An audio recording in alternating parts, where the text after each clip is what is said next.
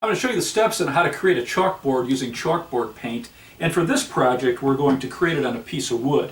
Now you can actually tape off a section of a wall or a door and create a chalkboard right on that surface, but for this we're going to use a piece of wood. I bought a piece of BC plywood, and so one side is pretty smooth.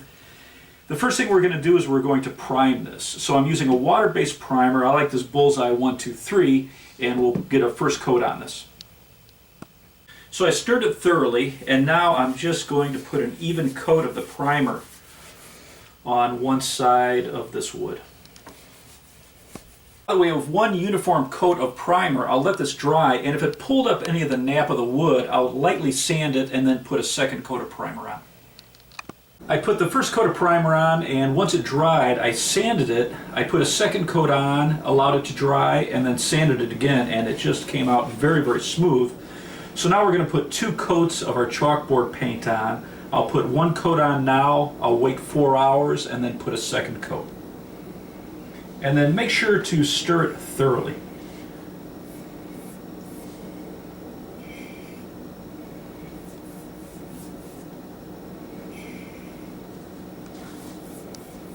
I now have 2 coats of the chalkboard paint on this piece of wood, and now we're going to let this cure for 3 days.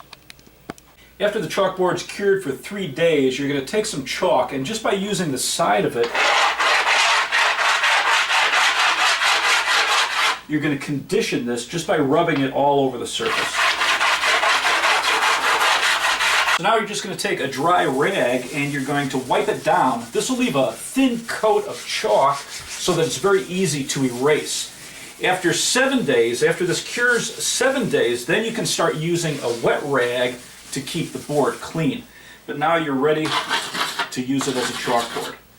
Then all you have to do is take some of these sawtooth hangers, put it on the back, and you can hang it on your wall. So just a very easy do-it-yourself project.